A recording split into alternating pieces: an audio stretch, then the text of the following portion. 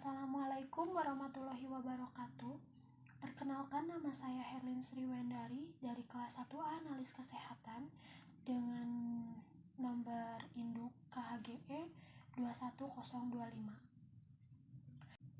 Pada kesempatan kali ini saya akan menjelaskan sistem digesti.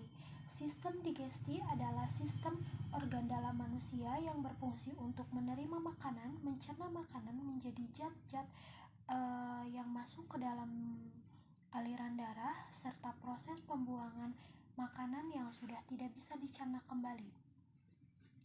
Pada proses digesti ini meliputi 4 aktivitas. Yang pertama ada ingesti. Ingesti itu sendiri adalah proses memasukkan makanan ke dalam tubuh. Pada proses ingesti ini terdapat 2 aktivitas, yaitu mastikasi adalah proses mengunyah makanan, dan deglutisi adalah proses menelan makanan. Yang kedua adalah ada digesti, yaitu proses memecah makanan menjadi bagian paling kecil, baik secara kemis maupun mekanis.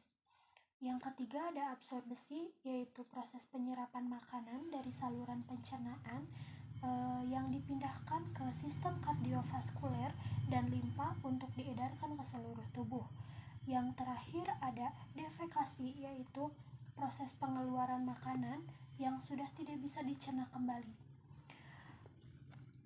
Pada sistem digesti ini meliputi organ manusia, yaitu rongga mulut, faring, kerongkongan, lambung, usus halus, usus besar, poros usus, dan anus. Baik, kita bahas satu persatu organ pencernaan yang ada pada sistem digesti. Yang pertama ada rongga mulut. Rongga mulut terdiri dari gigi, lidah, dan kelenjar ludah atau air liur. Di dalam rongga mulut, makanan akan dicerna secara mekanis oleh gigi dan lidah dengan cara dikunyah dan dihaluskan agar menjadi bagian-bagian makanan yang lebih halus. Selain oleh bantuan gigi untuk dihaluskan, pada rongga mulut makanan dibantu oleh enzim amilase. Enzim amilase berfungsi untuk membasahi dan melumasi partikel makanan yang sebelum ditelan. Adapun fungsi enzim amilase yang lain yaitu mengubah amilum menjadi maltosa sehingga makanan yang kita makan menjadi terasa manis. Yang kedua ada faring. Faring merupakan tempat persimpangan saluran dengan saluran pencernaan makanan.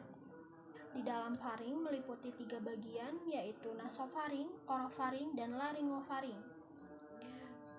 Yang ketiga ada kerongkongan, berfungsi untuk memindahkan makanan dari mulut ke dalam lambung.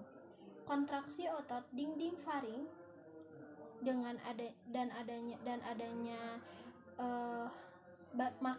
adanya bagian makanan di atas esofagus berkontraksi secara bergelombang pada esofagus peristaltik. Yang keempat ada lambung. Kapasitas lambung kosong 50-100 ml atau ketika pada saat makan 1 liter maksimal 2 liter. Yang kedua ada kardia, yaitu pintu masuk lambung untuk mencegah makanan yang sudah masuk pada kerongkongan. Yang ketiga ada fundus dan corpus. Perbedaannya, fundus berdinding tipis sedangkan corpus dindingnya berotot. Lalu ada atrium pylori, tempat pelepasan hormon gastrin untuk sekresi HCl, dan pylorus yang berfungsi untuk memompa bubur makanan. Yang kelima ada usus halus.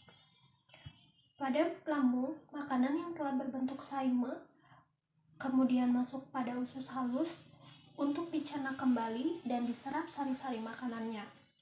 Pada usus halus terdapat 3 usus, yaitu usus 12 jari, usus kosong, dan usus penyerapan. Pada usus 12 jari terdapat 4 enzim, yaitu natrium bikarbonat, enzim amilase, enzim tripsin, dan enzim lipase. Sedangkan pada usus kosong terdapat 3 enzim, yaitu enzim maltase, enzim sukrose, dan enzim laktase. Yang keenam ada usus besar. Pada usus besar, sisa-sisa makanan yang diserap adalah kandungan air dan garam mineralnya. Kemudian ampas makanan tersebut dibusukkan oleh bakteri pembusuk yang hidup di usus besar, yaitu bakteri Escherichia coli. Yang ketujuh ada rektum. Sebelum masuk ke dalam anus, ampas makanan yang telah dibusukkan oleh bakteri dan telah menjadi feses masuk terlebih dahulu ke dalam rektum yang ada pada ujung kolon. Rektum berotot polos yang apabila terisi ampas makanan dan otot berkontraksi maka akan menimbulkan rasa ingin buang air besar. Yang ketujuh ada anus. Anus adalah saluran pencernaan terakhir, tempat keluar feses atau tinja atau ampas makanan sisa proses pencernaan.